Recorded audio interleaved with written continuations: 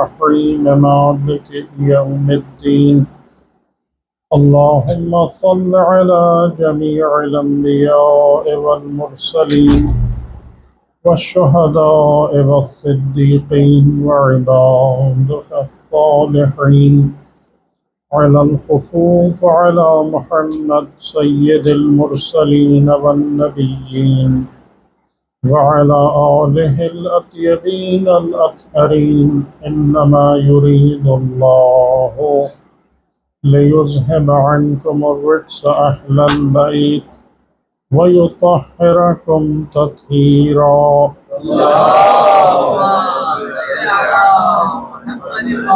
أما بعد فقال الله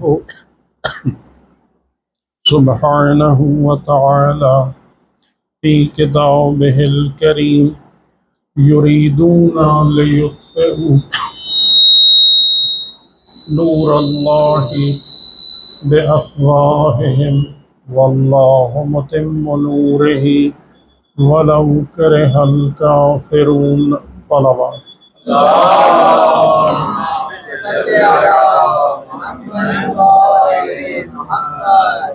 یہ ان 3 روزہ سے روزہ مجالس میں جس موضوع پر ایک مختصر انداز سے نظر ڈالنے کی انشاءاللہ نیت ہے وہ یہ ہے کہ معرفت دین، معرفت اسلام از راہ معرفت امام زمان علیہ السلام۔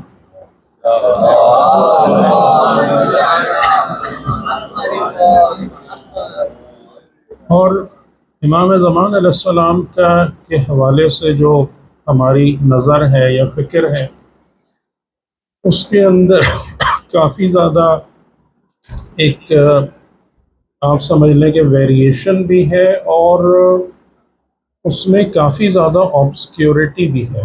آبسکیورٹی کا مطلب یہ ہے کہ ہم امام علیہ السلام کے بارے میں جو باتیں کر رہے ہوتے ہیں اگر اس کے حوالے سے ہم سے پوچھا جائے کہ آپ جو کچھ بھی گفتگو کر رہے ہیں امام کے بارے میں وہ کس حد تک آپ کلیئرٹی رکھتے ہیں یا اس بارے میں کتنا یقین کے ساتھ بول سکتے ہیں، تو وہاں پر وہ کلیئرٹی کی کافی کمی ہوتی ہے۔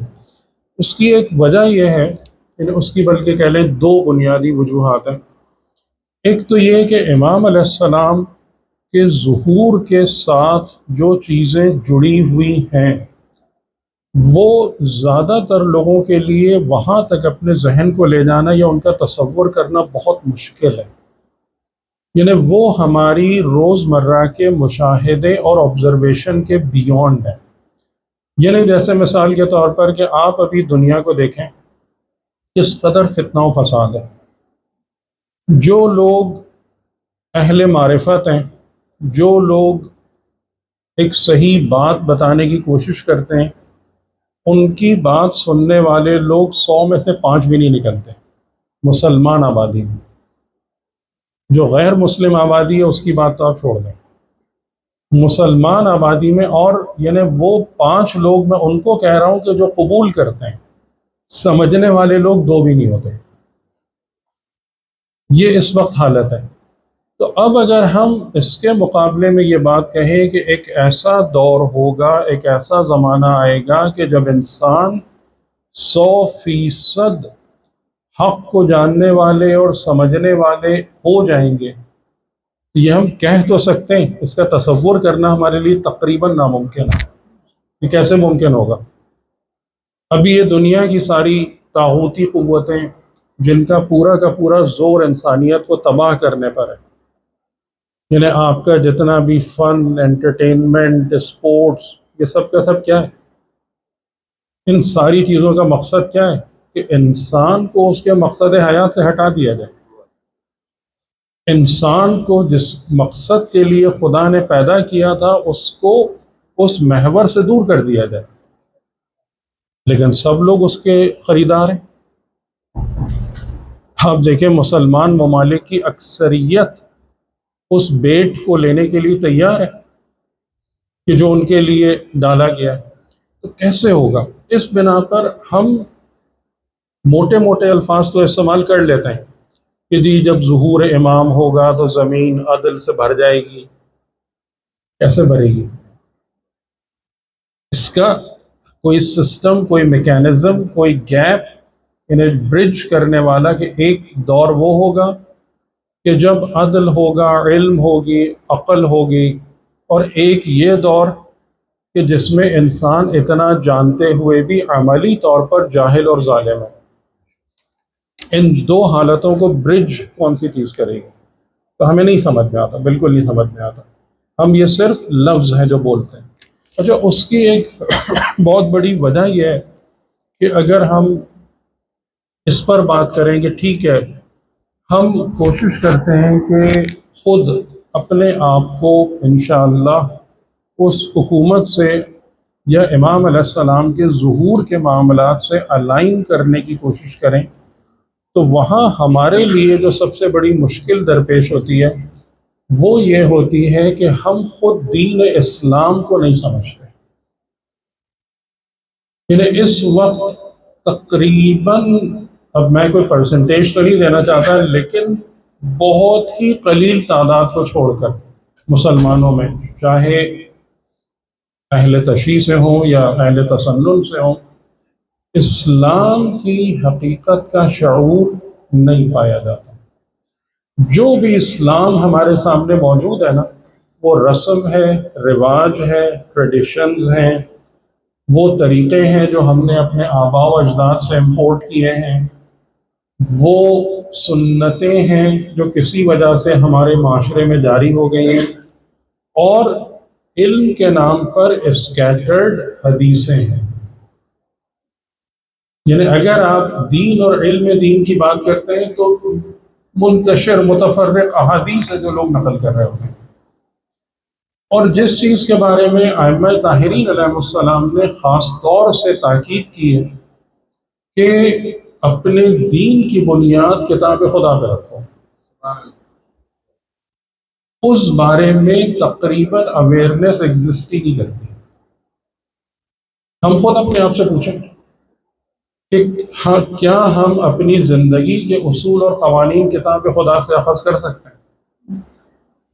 یعنی میرا جتنا بھی بلیف سسٹم ہے، اس بلیف سسٹم کے بارے میں اگر مجھ سے کہا جائے کہ جو کچھ بھی آپ مانتے ہیں اس کو کتاب خدا سے بیان کیجیے، اس کا پایہ کدھر ہے، اس کی بیس کدھر ہے، اس کی بنیاد کدھر ہے، کیا ہم بیان کر سکتے ہیں؟ کیا ہم بتا سکتے ہیں؟ یا زیادہ تر ہمارا جو بلیف سسٹم ہے اس کے بارے میں یہی بات کہی جائے گی کہ جی ہم نے سنا، فلاں عالم نے بتا دیا، فلاں نے یہ بات کر دی، خود ہمارے پاس اس کی بنیاد نہیں ہوتی. تو یہ دو بہت بڑی وجوہات ہیں کہ جس کی بنا پر ہم امام زمان علیہ السلام کا ذکر تو بہت کرتے ہیں، لیکن اس کی حقیقت اور معنویت سے بہت دور رہتے ہیں. تو ان تین نشستوں میں انشاءاللہ خدا تعالیٰ نے جتنی توفیق دی تو میں تھوڑا تھوڑا آپ کے سامنے ان نکات کو سامنے رکھنے کی کوشش کروں گا کہ اگر ہم ظہور امام کے حوالے سے یا معرفت امام زمان علیہ السلام کے حوالے سے آگے بڑھنا چاہتے ہیں تو اس میں ہماری مین ریکوائرمنٹ ہے کہ ہم دین خدا اور دین اسلام کی حقیقت کو جانیں.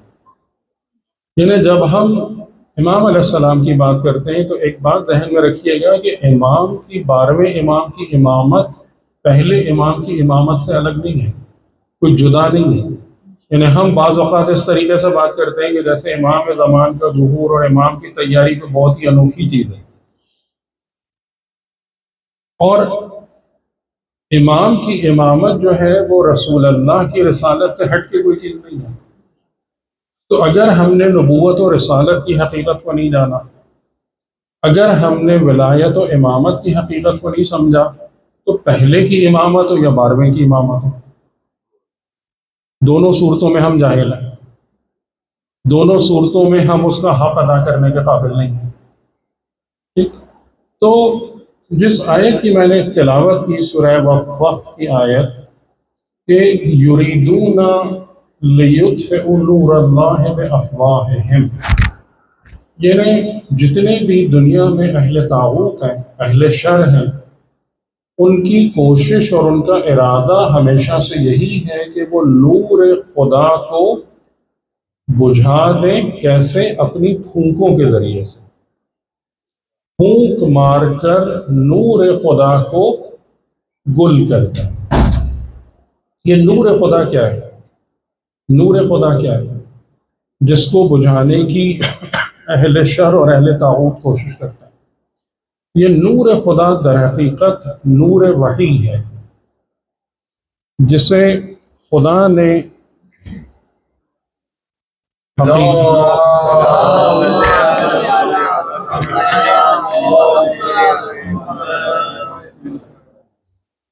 بلند حقیقتوں سے نازل کیا، یا یوں کہہ لیں کہ یہ نور حقیقت ہے جو عرش خدا سے نازل ہوا اور ایک ایسی صورت میں ہمارے پاس آیا کہ جس کو میں اور آپ سمجھ سکتے ہیں. نزول اسی کو کہتے ہیں، یعنی وہ حقیقت جو عالم بالا میں موجود ہے، نان میٹیریل ہے، لیکن اس کو ڈائلیوٹ کر کے اس طریقے سے ہمارے ہاتھوں میں دے دیا گیا کہ ہم اس کو سمجھ سکیں، درک کر سکیں، یعنی الفاظ کی شکل، یعنی انسانوں کی صورت میں. وہ حقیقت ہمارے سامنے کیسے ظاہر ہوئی؟ انسانوں کی صورت میں، جو حجت خدا ہیں، جن کی عصمت اور معصومیت اور کردار کی ذمہ داری خود خدا نے لی، اور کتاب خدا کی شکل میں.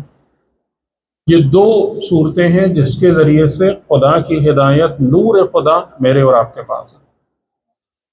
تو جو اہل شر ہیں وہ چاہتے ہیں کہ اس نور کو گل کر دیں، یعنی اس نور کو بجھا دینے کا مطلب کیا کہ جو کچھ کتاب ہے لوگ اس کو فراموش کر دیں، اور جو سنت معصوم ہے لوگ اس سے علیحدہ ہو جائیں.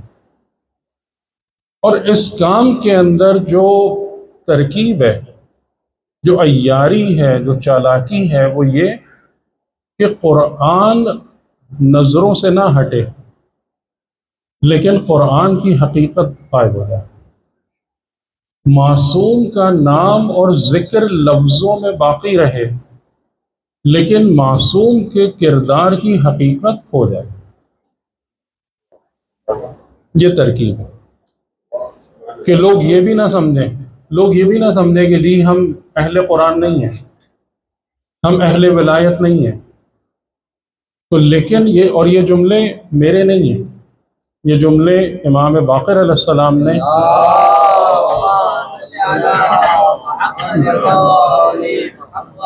اپنے ایک صحابی سعد الخیر جن کو کہا جاتا ہے، ان کو ایک خط تحریر کیا تھا. اس میں 5ویں امام نے یہ جملے لکھے ہیں کہ لوگ قرآن کی روایت کرتے ہیں لیکن رعایت نہیں کرتے. روایت اور رعایت، روایت کا مطلب ہے قاریان قرآن بہت ہیں، قرآن کے حفظ کمپٹیشن بہت ہیں، تجوید قرآن پر بہت زور ہے. قرآن کی رعایت کا مطلب اس میں ہے کیا کہ خدا نے قرأت کمپٹیشن کرانے کے لیے قرآن نازل کیا تھا؟ نزول قرآن کا مقصد کیا تھا کہ جو معارف، جو احکام اس کے اندر نازل ہوئے ہیں ان معارف اور احکام کی رعایت کی جائے. تو آپ فرماتے ہیں کہ عوام رشک کرتے ہیں ان لوگوں پر کہ جو قرآن کی بڑھ بڑھ کے قرأت کرتے ہیں، اور علماء خون کے آنسو روتے ہیں اس بات کو دیکھ کر کہ قرآن کی تعلیمات کو کیسے خاک میں ملایا جاتا ہے. تو یہ ترکیب ہے. اسی طریقے سے معصوم کے ساتھ بھی ہے کہ معصوم کا نام ہے، قصیدے ہیں، مرثیے ہیں، غم ہے، خوشی ہے، جشن ہے، میلاد ہے، لیکن جو آثار معصوم ہے اس کی خبر نہیں ہے. امام علی علیہ السلام نے نہج البلاغہ میں کیا فرمایا؟ یعنی ہمارے پاس ہمارے علماء نے معصومین علیہ السلام کے جو آثار جمع کیے وہ کم نہیں ہیں. کتاب کافی کے اندر کتنی حدیثیں ہیں جو بہت زیادہ قابل غور ہیں. کتاب العقل والجہل، کتاب الایمان والکفر، کتاب فضیلت علم. اس میں کس قدر گراں بہا کلمات ہیں معصومین علیہ السلام کے، لیکن ہم اس بات پہ غور کریں کتنا پڑھا ہم نے اس کو. شیخ صدوق رحمۃ اللہ علیہ نے اپنے دور میں اس بات کو دیکھا، ملاحظہ کیا کہ اس دور کی بات کر رہا ہوں. شیخ صدوق کب تھے؟ جن کا زمانہ 12ویں امام کی غیبت سے ملا ہوا ہے. اس وقت انہوں نے اس بات کو ریئلائز کیا کہ شیعہ قوم کی توحید بہت خراب ہو رہی ہے. یہ آج کی بات نہیں ہے، 1200 سال کے بعد کی، 300 سم تھنگ ہجری کی بات ہے کہ شیعہ قوم کی توحید خراب ہو رہی ہے. تو انہوں نے باقاعدہ ان احادیث کو جمع کر کے ایک ضخیم کتاب لکھی جو آج کتاب التوحید کے نام سے موجود ہے. ہمیں خبر ہے، زیادہ تر لوگوں کو اس نام کی بھی خبر نہیں ہے کہ کتاب التوحید کے نام سے بھی کوئی کتاب ہمارے علمی سرمایہ میں موجود ہے. تو اگر ہم اس طریقے سے امام کو یا امامت کو قبول کرتے ہیں، یا ہم اس طریقے سے دین اسلام کو اپنی زندگی میں لے کے چلتے ہیں، تو آپ پھر سمجھ لیجئے کہ جو ظہور امام ہے اس کی کیا تیاری ہو رہی ہے. پھر خود سمجھ لیجیے کہ اگر یہ حال ہمارا ہے کہ ہمیں امامت و نبوت و رسالت اور دین اور دیانت کے حوالے سے کوئی خبر ہی نہیں ہے سوائے لفظوں اور روایتوں کے اور ادھر ادھر کی باتوں کے، اور جو باتیں، یعنی اس میں ایک نقطہ اور بھی ہے بہت عجیب سا، کہ جو باتیں ہم قبول بھی کرتے ہیں ان کو کبھی بھی آتھینٹیکیٹ نہیں کرتے. یعنی جیسے مثال کے طور پر میں آپ کے سامنے بیٹھا، میں نے آپ کے سامنے گفتگو کی. اب اصولاً اگر آپ کو بات سمجھ میں نہیں آ رہی ہے تو آپ کو مجھ سے یا سوال کرنا چاہیے یا واپس جا کر اس بات کی تصدیق کرنا چاہیے کہ جو میں کہہ رہا ہوں میں نے صحیح بات کہی ہے غلط بات کی. اور اگر آپ کو وہ چیز غلط لگے تو آپ واپس آ کے مجھ سے کوشچن کریں، اور میں اس بات کا پابند ہوں گا کہ بغیر ناراض ہوئے آپ کے سوال کا جواب دوں. تب تو ہدایت کا سلسلہ آگے بڑھے گا نا. یعنی نہ سننے والے کو اس بات سے دلچسپی ہے کہ جو بات سنی جا رہی ہے اس پر تحقیق کی جائے، اور نہ کہنے والا اس بات کے لیے آمادہ ہے کہ اگر اس سے سوال کیا جائے تو وہ پراپر اس کا جواب دے.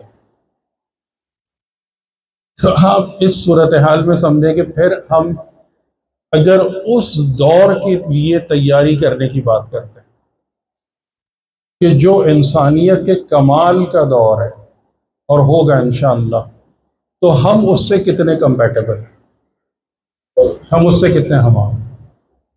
اگر یہ ہمارا معیار ہے، یہ ہماری کوالٹی ہے، تو جب وہ زمانہ آئے گا کہ جس میں صرف معیاری انسانوں کو زندہ رہنے کا موقع ملے گا، جگہ ملے گی، ہمارے لیے کوئی اپرچونٹی ہوگی؟ یعنی امام علیہ السلام کے ظہور کے حوالے سے اب پہلی بات ذہن میں رکھیں کہ وہ دور ہوگا کہ جب انسانوں کی عقلیں اپنے کمال پر پہنچیں گی. امام علیہ السلام کی حکومت کا جو دور ہے وہ کیا ہے کہ جس میں انسانوں کی عقلیں اپنے کمال پر پہنچیں گی. آپ کا اور تحقیق کیجیے اس بات پر، یہ جملہ میں نے درست کہا یا نہیں کہا. امام علیہ السلام کے ظہور اور اس دور کی جو مین علامت ہے کہ جو لوگ اس زمانے میں ہوں گے ان کی عقلیں کامل ہوں گی.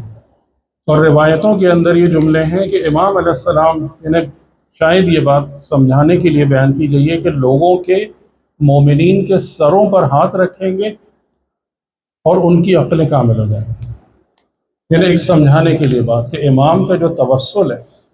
تو اب کیا امام علی علیہ السلام نے یہ کوشش نہیں کی تھی؟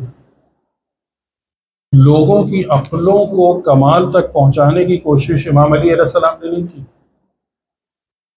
جو آپ نے تعلیم دی، تربیت دی، نہج البلاغہ میں جو آپ کے خطبات ہیں وہ کیا ہیں؟ کیا وہ جذباتی کلمات ہیں؟ کیا وہ آپ نے ادھر ادھر کی روایتیں بیان کی ہیں؟ پڑھیے نہج البلاغہ، نہج البلاغہ کا مطالعہ کریں، ایک ایک جملہ جو ہے وہ عقل و حکمت سے بھرا ہوا ہے۔ تو وہی بات میں آپ سے عرض کر رہا تھا کہ جو 12ویں کا کام ہے وہ پہلے نے بھی وہی کام کیا ہے، لیکن افسوس اس بات کا ہے کہ لوگوں نے قبول نہیں کیا۔ لیکن 12ویں کے وقت کیا ہوگا؟ اس وقت کیا ہوگا کہ چوائس نالائق رہنے کی باقی نہیں رہے گی۔ اس بات کو سمجھ لیں کہ خدا تعالیٰ نے جو مہلت دی ہوئی ہے نا، انسانوں کو مہلت دی ہوئی ہے، بہتر کر لو اپنے آپ کو، اوپر آ جاؤ، اپنے معیار کو بلند کر لو، وہ مہلت ختم ہو جائے گی۔ اب اگر تم نے اپنے آپ کو معیاری انسان نہیں بنایا تو اب کیا ہوگا؟ جو قرآن کریم میں ایک جملہ ہے کہ جب خدا آخری حق کو ظاہر کرے گا، سورہ انفال کی آیتوں میں، کہ جب حق کاملاً ظاہر ہوگا تو کیا ہوگا کہ اس وقت جتنا بھی باطل ہے نا، اس سب کو ایک کے اوپر ایک جمع کیا جائے گا اور بھاڑ کے طریقے سے اس کو جھونک دیا جائے گا آگ۔ خدا گاربیج کو کب تک برداشت کرے گا؟ امام کے دور کی جو ایک خطرناک پہلو ہے نا، وہ یہ ہے کہ وہ انسان جو اپنے آپ کو ناکارہ، نالائق رکھنے پر مصر ہے، نہیں مجھے دین سیکھنا ہی نہیں ہے، مجھے دین سمجھنا ہی نہیں ہے، جو مجھے دین کی حقیقت سمجھائے اس سے بھاگنا ہے، اور جو مجھے دین کے نام پر دھوکہ دے، فریب دے، لالی پاپس دے، اس کی گود میں جا کے بیٹھ جانا ہے۔ یہ سب چلنے والا نہیں ہے۔ 12ویں امام کے ظہور کی سب سے خاص بات ہے کہ یہ سب چلنے والا نہیں۔ اس وقت یہ جو مہلت ہمیں ملی ہوئی ہے نا، کیونکہ خدا ارحم الراحمین ہے، بے انتہا مہلت عطا کرتا ہے اپنے بندوں کو، لیکن مہلت گناہ کرنے کی نہیں ہوتی، مہلت صحیح رستے کی طرف پلٹنے کے لیے ہوتی ہے۔ مہلت دینے کا مطلب لائسنس ٹو سن نہیں ہے کہ جی گناہ کرتے رہو، ہم نے نظریں دوسری طرف کی ہوئی۔ مہلت دینے کا مطلب یہ ہے کہ ہم تمہارا انتظار کر رہے ہیں کہ کب پلٹ کر آتے ہو، کب صحیح رستے کو اختیار کرتے ہو۔ تو 12ویں امام علیہ السلام کے حوالے سے کہ جو دین اسلام کا ابیوز ہے، جو مسلمانوں کے ہاتھوں سے ہو رہا ہے، یہ والا کام ختم ہو جائے گا، یہ مزید نہیں ہو پائے گا کہ اسلام کی حقیقت کو مسخ کیا جائے، اسلام کے قوانین کو توڑ مروڑ کے پیش کیا جائے، تعلیمات قرآن کو ٹوسٹ کر کے اپنی مرضی کے مطابق ڈھالا جائے، یہ سب ممکن نہیں ہے۔ اور اس وقت کی خاص بات کیا ہے؟ عقلوں کا کامل ہونا، عقلوں کا کامل ہونا، انسانوں کی عقلیں اپنے کمال تک پہنچیں گی۔ تو اگر ہم ظہور امام علیہ السلام کی تیاری میں انٹرسٹڈ ہیں تو سب سے پہلا کام ہمیں کیا کرنا ہے؟ اپنی عقل کے معیار کو بہتر بنانا، کیونکہ جو عقل والے افراد ہوں گے وہی امام علیہ السلام کے دور میں قابل قبول۔ اور عقل کس کو کہتے ہیں؟ عقل کی تعریف تھوڑی سی میں آپ کی خدمت میں عرض کر دوں تاکہ یہ بات اور روشن اور واضح ہو جائے۔ ایک صلوات۔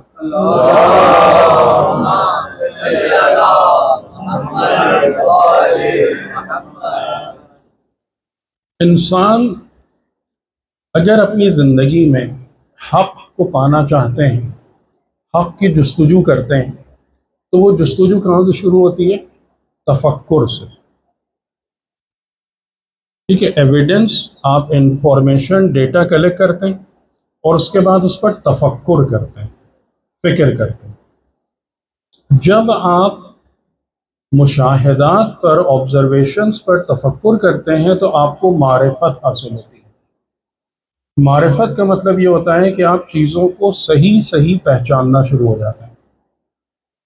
جو کچھ آپ کو دھوکے میں ڈال رہا تھا وہ دھوکے سے آپ باہر آ جاتے ہیں، اس کو کہتے ہیں صاحب معرفت ہونا، انہیں چیزوں کو صحیح پہچاننا۔ معرفت حاصل کرنے کے بعد وہ موقع آتا ہے کہ جب انسان پر کسی شے کی حقیقت کھلنا شروع ہو جاتی ہے۔ جب حقیقت روشن ہو جاتی ہے تو انسان عالم ہو جاتا ہے، معرفت سے علم کے درجے پر آتا ہے۔ حقیقت کھلنے کے بعد یعنی عالم ہونے کے بعد اگلا مرحلہ آتا ہے کہ جو حقیقت آپ کو سمجھ میں آئی ہے آپ اس پر عمل کرتے ہیں یا نہیں کرتے۔ تو جب انسان اپنے علم پر عمل کرتا ہے تو عاقل ہوتا ہے، ٹھیک ہے۔ اور علم کی تعریف آپ کو سمجھ میں آ گئی نا؟ علم معلومات کو نہیں کہتے، انفارمیشن کو نہیں کہتے، علم حقیقت کے روشن ہونے کو کہتے ہیں۔ کہ میں بہت کچھ جانتا ہوں، میرے پاس بہت انفارمیشن ہے، یہ عالم نہیں ہے۔ آپ کے اوپر کتنی حقیقتیں روشن ہیں یہ آپ کے علم کا تعین کرتا ہے۔ تو حقیقت روشن ہونے کے بعد آپ اس پر عمل کتنا کرتے ہیں۔ اگر آپ نے اپنے علم پر عمل کیا تو قرآن کہہ رہا ہے وَمَا يَعْقِلُهَا إِلَّا الْعَالِمُونَ، سورہ عنکبوت کی آیت ہے کہ عقل والے نہیں بنتے مگر وہ لوگ جو عالم ہیں۔ درست؟ تو یہ عقل کا رستہ ہے۔ تو اگر ہم امام علیہ السلام کے ظہور کے لیے اپنے آپ کو تیار کرنا چاہتے ہیں تو بہترین تیاری کیا ہے؟ اپنی عقل کے معیار کو بلند کرنا۔ اور عقل کے معیار کو بلند کرنے کا سیکوینس میں نے آپ کو بتا دیا۔ معرفت حاصل کریں، حقائق تک پہنچیں، اور جو حقیقت آپ پر روشن ہو اس پر عمل کریں، اس کو عملی کریں۔ یہ عقل کی راہ ہے۔ یہاں پر ایک نقطہ بس عرض کر کے میں بات ختم کروں، زیادہ پھیلانا مقصود نہیں ہے۔ سورہ انبیاء کی ایک آیت ہے کہ جس کے بارے میں یہ کہا جاتا ہے اور عقلاً بھی وہ نظر آتی ہے کہ یہ دور آخر سے مربوط ہے۔ سورہ انبیاء کے بالکل اینڈ میں وَلَقَدْ كَتَبْنَا فِي الزَّبُورِ مِن بَعْدِ الذِّكْرِ أَنَّ الْأَرْضَ يَرِثُهَا عِبَادِيَ الصَّالِحُونَ، بے شک ہم نے لکھ دیا ہے زبور میں، اور زبور کا ذکر نہ تقریباً قرآن میں خالی اسی ایک ہی جگہ پر ہے ریفرنس۔ وَلَقَدْ كَتَبْنَا فِي الزَّبُورِ، اور ہم نے بے شک لکھ دیا ہے زبور میں، کیا لکھ دیا؟ أَنَّ الْأَرْضَ، کہ بے شک زمین، يَرِثُهَا، اس کو وراثت میں لیں گے۔ وراثت کا مطلب کیا ہوتا ہے؟ اونرشپ۔ اس کو اونرشپ میں لیں گے عبادی الصالحون، میرے صالح بندے۔ یہ کلام خدا ہے کہ بے شک ہم نے زبور میں لکھ دیا ہے کہ یقیناً زمین کو ورثے میں لیں گے، زمین بطور ورثہ عطا ہوگی میرے صالح بندوں کو۔ تو اس آیت کے بارے میں روایات یا علماء یہ بیان فرماتے ہیں کہ یہ امام علیہ السلام سے مربوط ہے۔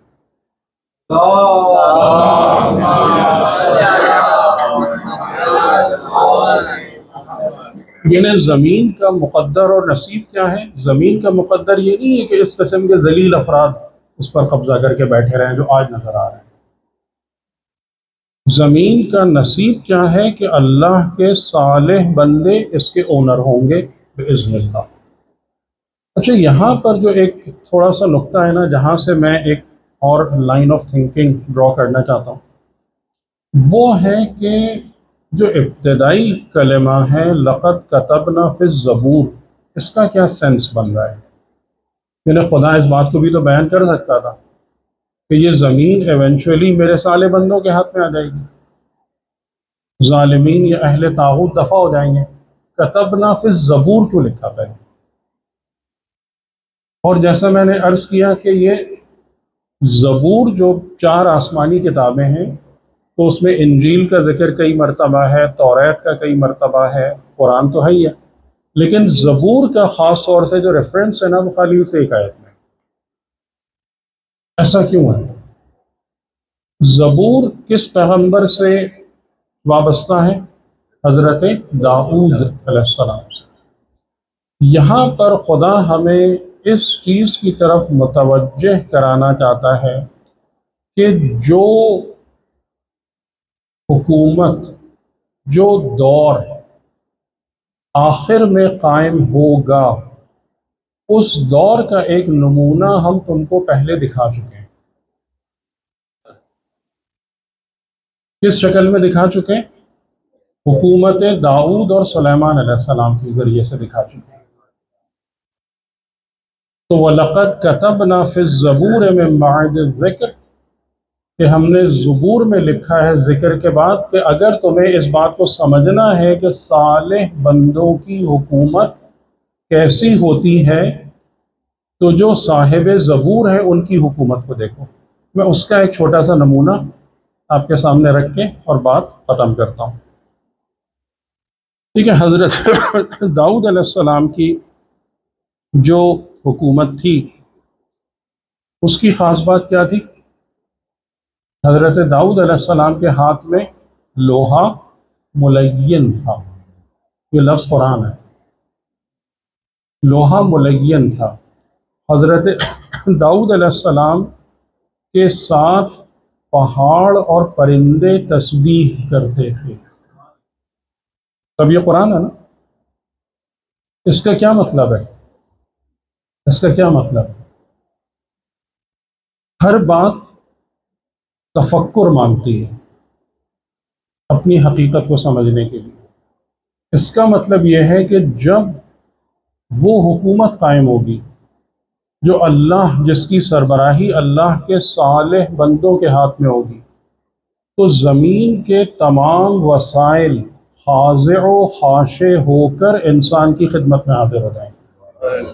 آپ کو لوہے کے لیے، لوہے کو پروسیس کرنے کے لیے بھٹی بنانے کی ضرورت نہیں ہے۔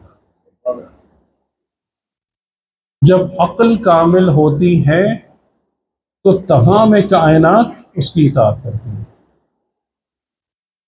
تمام کائنات اس کے سامنے خاضع و خاشع ہوتی ہے۔ تو وہاں پر آپ کو وہ انڈسٹریز لگانے کی ضرورت نہیں ہے۔ جب امام علیہ السلام کی حکومت، کیونکہ ہم جو کچھ بھی کرتے ہیں در حقیقت یہ میری کمزوری کو، اپنی کمزوری کو اوورکم کرتے ہیں، ہے نا؟ یعنی ہماری کمزوری ہے کہ ہمارے لیے لوہا بہت سخت ہے، تو اس کمزوری کو قابو پانے کے لیے ہم نے مختلف قسم کے طریقے بنائے۔ لیکن اگر یہ لوہا، یہ سخت چیزیں، یہ پورا نظام خود آپ کے قدموں میں آ جائے تو آپ کو کسی انڈسٹری کو قائم کرنے کی ضرورت ہے؟ ہر چیز۔ اور اس کے بعد میں ایک مثال دوں اور پھر اس پر آؤں۔ حضرت سلیمان علیہ السلام کی جو حکومت ہے یا تھی، وہ اس حکومت کا عروج تھا۔ یعنی جو چیز حضرت داؤد علیہ السلام کے دور سے شروع ہوئی تھی، حضرت سلیمان کے دور میں وہ اپنے عروج تک پہنچ گئی۔ اور اس کی خاص بات کیا تھی کہ جتنی بھی مخلوقات ہیں، جتنی بھی مخلوقات تھیں، خدا تعالیٰ نے سب کو ان کی اطاعت میں لگا دیا تھا۔ ایون وہ مخلوقات بھی جو آپ کو آنکھوں سے نظر نہیں آتی، یعنی جنات۔ سورہ نمل آپ دیکھ لیں، سورہ فاط آپ دیکھ لیں، وہاں پر آپ کو اس کی تفصیل ملتی ہے۔ میں خالی ایک چیز کی طرف اشارہ کرتا ہوں کہ جس سے آپ کو اندازہ ہوگا اس بات کا جو میں کہنا چاہ رہا تھا کہ عقل کامل ہوگی، اور عقل کے کامل ہونے کا معنی کیا ہوتا ہے۔ سورہ نمل میں تقریباً آیت 24-20 کے بعد سے ملکہ بلقیس کا واقعہ ہے، بلقیس سبا، وہ واقعہ شروع ہوتا ہے ہدہد سے کہ حضرت سلیمان علیہ السلام جب اپنے تمام لشکر کا معائنہ کر رہے تھے تو ہدہد غائب تھا، اور آپ نے سختی سے باز پرس کی کہ اگر اس نے اپنی غیر موجودگی کی دلیل نہیں دی تو قتل کر دیا جائے گا، ذبح کر دیا جائے گا۔ اور ہدہد آیا اور اس نے اطلاع دی کہ میں نے پایا، میں گیا تھا، دور کے سفر پہ گیا ہوا تھا، اور میں وہ تھوڑی آیتیں آپ کے سامنے پڑھ دیتا ہوں۔ انی وجدت امرأۃ تملکہم، میں نے دیکھا ایک عورت کو کہ جو حکومت کر رہی ہے ایک ملک پر، اوتی اوتیت من کل شیء، ان کے پاس ہر نعمت موجود ہے، اس ملک میں ہر نعمت موجود ہے، وَلَهَا عَرْشٌ عَظِيمٌ، اور اس کے لیے ایک بہت بڑا تخت ہے جس پر بیٹھ کر وہ حکمرانی کرتی ہے۔ ٹھیک ہے، اطلاع مکمل ہو گئی نا؟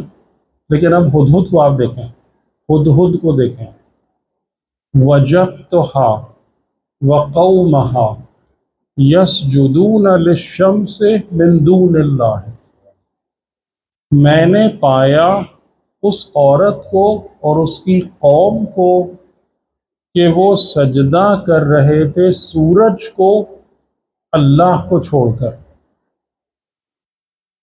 وَزَيَّنَ لَهُمُ الشَّيْطَانُ أَعْمَالَهُمْ، اور جو کچھ بھی وہ کام کر رہے تھے شیطان نے ان کے اعمال ان کے لیے زینت دے دیے تھے۔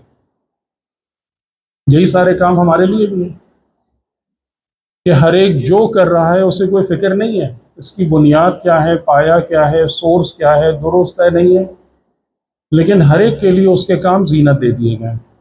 اب یہ زینت دینے والا کون ہے؟ شیطان۔ وَصَدَّهُمْ عَنِ السَّبِيلِ، اور اس طریقے سے شیطان نے ان کو راہ راست سے، صحیح رستے سے روک دیا ہے۔ فَهُمْ لَا يَهْتَدُونَ، اور پس وہ ہدایت یافتہ نہیں ہیں۔ ٹھیک ہے، ابھی حدود ابھی بھی نہیں رکا۔ اللہ یسجدوا للہ الذی، وہ کہتا ہے مجھے سمجھ میں نہیں آتا کہ یہ لوگ اس اللہ کو سجدہ کیوں نہیں کرتے، یخرج الخبء فی السماوات والارض، کہ جو آسمانوں اور زمین کے اندر سے چیزوں کا نکالنے والا ہے، وَيَعْلَمُ مَا تُخْفُونَ وَمَا تُعْلِنُونَ، اور جو تم چھپاتے ہو اور جو ظاہر کرتے ہو سب خدا کے علم میں۔ میں اگر آپ کو یہاں پہلے نہ بتاؤں کہ یہ ہدہد کا کلام ہے، آپ کیا سمجھیں گے؟ ہم یہ کہیں گے اتنے بامعرفت تو ہم بھی نہیں ہیں، یہ توجہ تو ہماری بھی نہیں ہے کہ ہم اگر کسی کو دیکھیں تو ہم سب سے پہلے، یعنی یہ فکر پیغمبرانہ ہے کہ حضرت ابراہیم علیہ السلام جب اپنی قوم میں گئے تو سب سے پہلا سوال یہی کیا تھا، یہ کیا تم نے بنا کے رکھا ہوا ہے، کس کی پرستش کرتے ہو؟ پیغمبری کی پہلی فکر کیا ہے، کس کے بندے ہو؟ اس بات کو چھوڑ دو کہ تم کرتے کیا ہو، اٹ ڈزنٹ میٹر، کرنا کرانا سب بعد میں آتا ہے۔ سب سے پہلے یہ بتاؤ کہ عبد کس کے ہو، سجدہ کس کو کرتے ہو، کس کو اپنا رب مانتے ہو،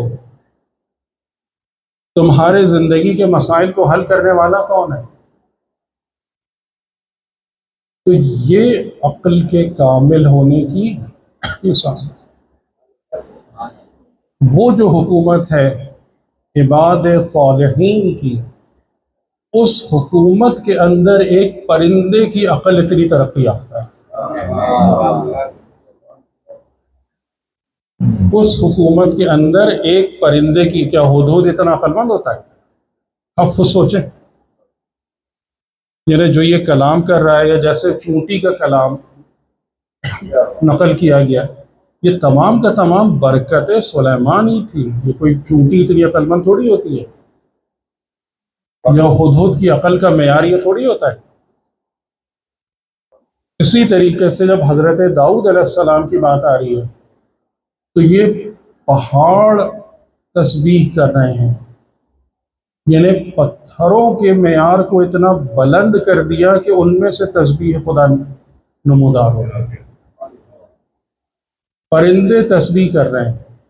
تو یہ ایک نمونہ ہے جب اللہ تعالیٰ نے اس بات کو بیان فرمایا وَلَقَدْ كَتَبْنَا فِي الزَّبُورِ مِن بَعْدِ الذِّكْرِ، تو اس بات کی طرف اشارہ کیا کہ جب اس بات کو دیکھنا چاہو کہ میرے صالح بندے حکومت کریں گے تو وہ کیسی ہو.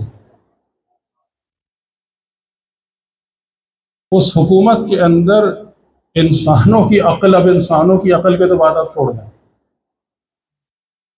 کہ جہاں پر پتھروں کا یہ معیار ہو کہ ان میں سے تسبیح کی آوازیں، پرندے تسبیح خدا کر رہے ہیں، ان کی عقل یہ ہے کہ اس خدا کو سجدہ کیوں نہیں کرتے جو زمین اور آسمان کی چھپی ہوئی چیزوں کا ظاہر کرنے والا ہے، جو مخفی اور اعلانیہ ہر چیز کو جاننے والا ہے. کیوں اس خدا کو سجدہ نہیں کرتے؟ کیوں اس سے ہٹ کر کسی اور کی طرف جاتے ہیں؟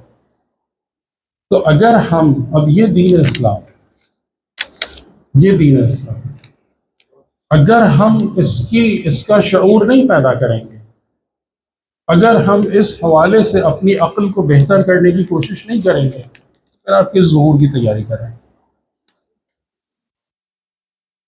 پھر وہ کون سا ظہور ہے جس کے انتظار میں بیٹھے ہیں؟ کیا اس بات کے انتظار میں بیٹھے ہوئے ہیں کہ نعوذ باللہ نعوذ باللہ امام علیہ السلام آئیں اور ہمیں ڈم کر دیں؟ اس بات کے انتظار میں؟ یعنی میں اس کی مثال آپ کو دوں، یہ میں نے یہ جملہ ایسے ہی فضول جملہ نہیں بولا.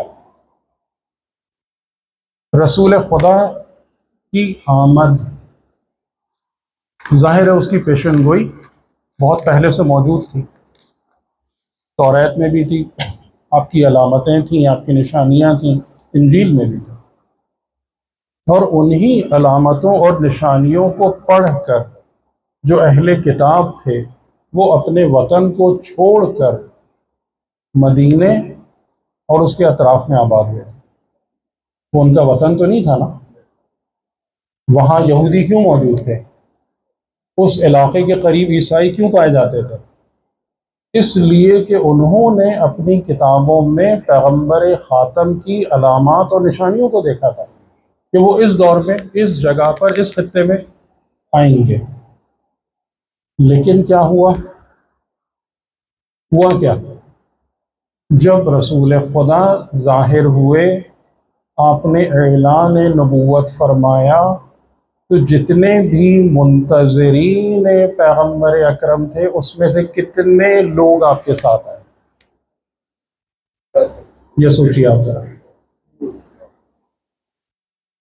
ان یہودیوں اور عیسائیوں میں جو اس دور کے مومنین تھے، اس دور کے مومنین وہی تھے نا، دین ماننے والے، کتاب ماننے والے وہی تھے نا اس دور کے مومنین. اس دور کے مومنین اور منتظرین میں سے کتنے لوگ پیغمبر کے پیچھے آئے؟ اور رسول کا صحابی کون بنا؟ جو عرب کا بت پرست تھا، شرابی تھا، ظاہراً بدکار تھا، وہ رسول کے ساتھ ہے. ان میں سے تعداد رسول کی ساتھ. ٹھیک ہے، تو یہ خطرہ ہمیشہ موجود ہے. اس کے اسباب پہ غور کیجیے. وہ کون سا سبب تھا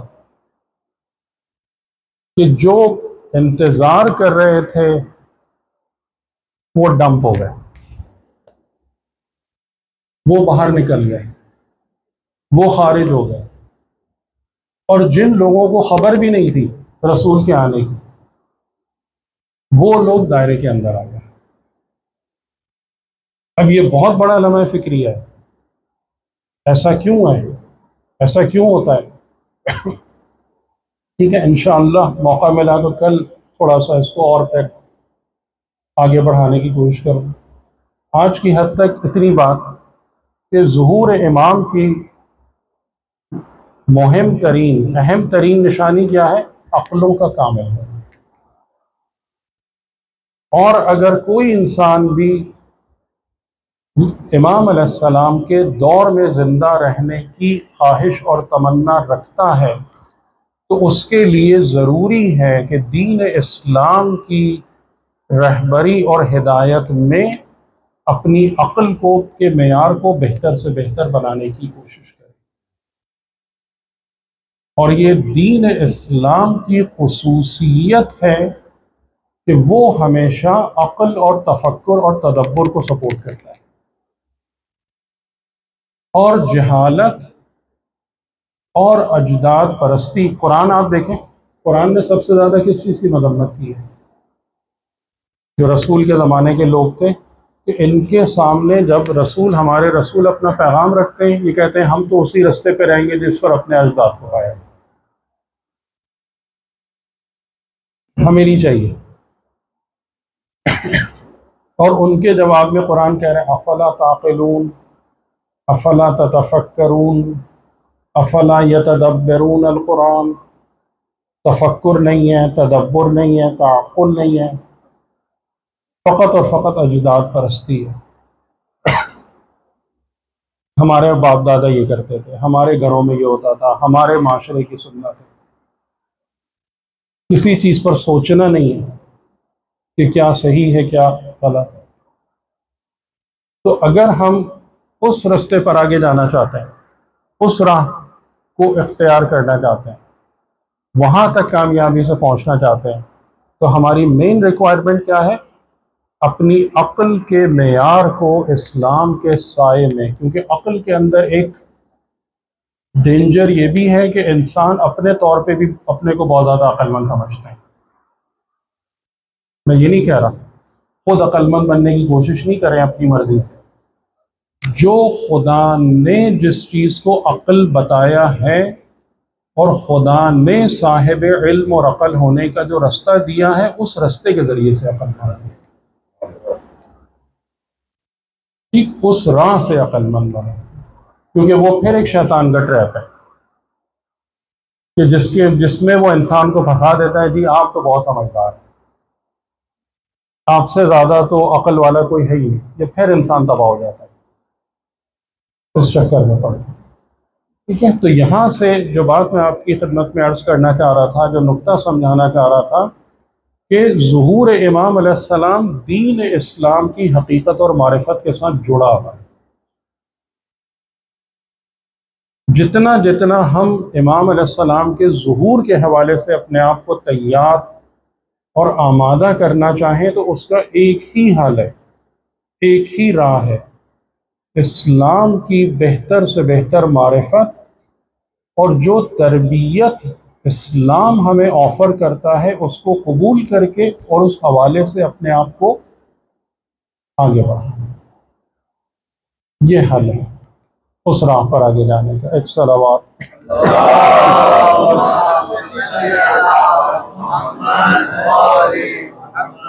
محرم کے حوالے سے بھی جو ہماری یاد ہوتی ہے جناب سید الشہداء علیہ السلام کے حوالے سے، تو یہاں بھی یعنی جب ہم گریہ اور عزا برپا کرتے ہیں تو اس مقصد کو فراموش نہ کریں کہ امام جب بھی قیام کرتے ہیں، چاہے وہ قیام اعلانیہ ہو، چاہے وہ قیام ایک حد تک مخفی ہو، اس کا بنیادی مقصد جو ہے نا وہ انسانوں کی ہدایت ہوتا ہے اور انسانوں کے معیار کو بلند کرنا ہوتا ہے.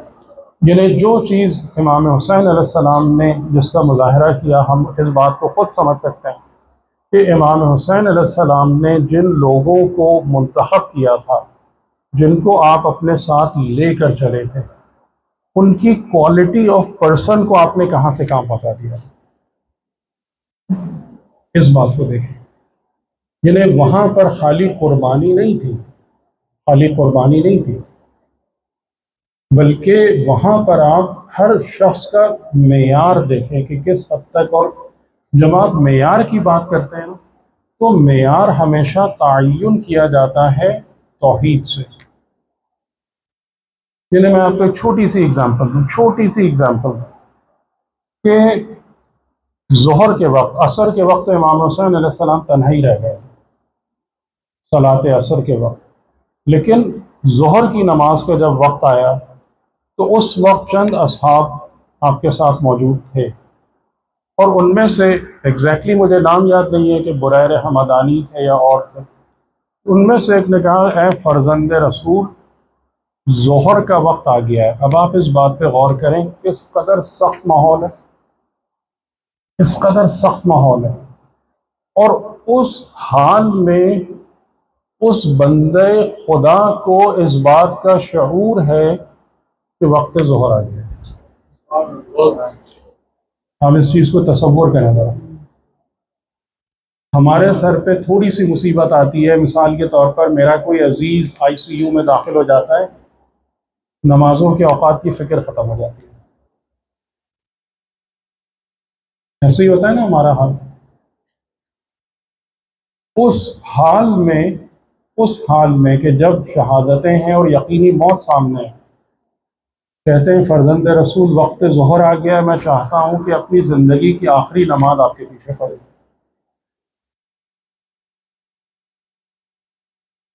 اور امام حسین علیہ السلام نے کیا جملہ کہا، وہ بھی کمال ہے، اللہ تمہیں مفلین میں شمار کرے۔ نماز پڑھنے والے اور ہوتے ہیں، اور نماز جن کی صفت بن جاتی ہے وہ اور ہوتے ہیں۔ اللہ تمہیں مفلین میں شمار کرے، یہ کربلا۔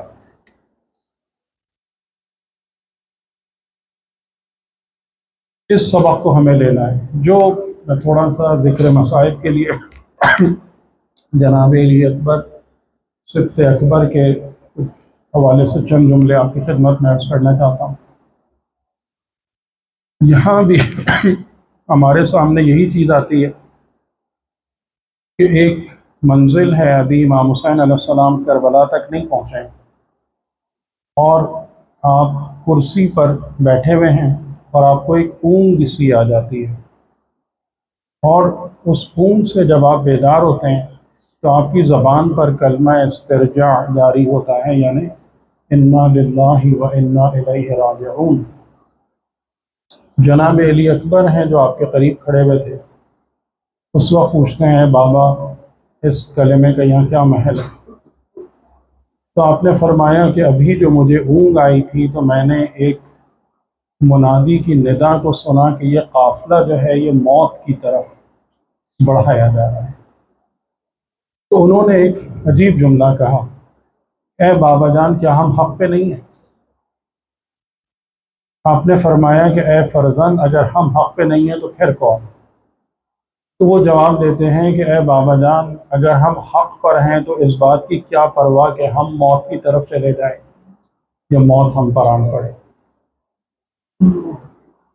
یہ معیار ہے کہ یہ جملے جو ہیں امام علی علیہ السلام کے جملوں سے اس حد تک مشابہ ہیں کہ جس میں امام علی علیہ السلام بیان فرماتے ہیں کہ خدا کی قسم ابن ابی طالب موت سے اس سے زیادہ مانوس ہے کہ جتنا ایک بچہ اپنی ماں کے سینے سے ہوتا ہے۔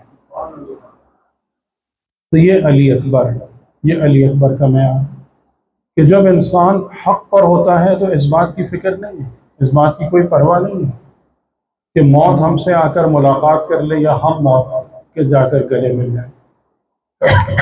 اور جب روز عاشور امام حسین علیہ السلام کے اصحاب اپنی جانوں کو فدا کر چکے راہ خدا میں، تو اس وقت امام حسین علیہ السلام نے اپنے فرزند کو، اپنے لخت جگر کو بلایا اور پکارا اور کہا فقدم یا ولدی علی، اے میرے بیٹے علی تم آگے جاؤ۔ امام حسین علیہ السلام نے وہ کام نہیں کیا کہ اپنی اولاد کو بچا کر رکھیں اور اپنے رشتہ داروں کو قربان کر دیں، سب سے پہلے اپنے اعزاء اور اقربا میں اپنے محبوب فرزند کو روانہ کیا۔ لیکن جناب علی اکبر کا جانا ایک قیامت سے کم نہیں تھا۔ جب خیموں میں تشریف لے گئے رخصت آخر کے لیے تو وہاں سے نکلنا دشوار ہو گیا، اور جب بالآخر میدان جنگ کی طرف روانہ ہوئے تو امام حسین علیہ السلام نے ایک عجیب جملہ کہا کہ اے فرزند، تھوڑی تھوڑی دیر کے بعد رک کر اپنے چہرے کو میری طرف موڑ کے ایک دفعہ مجھے دیکھ لیا کرنا۔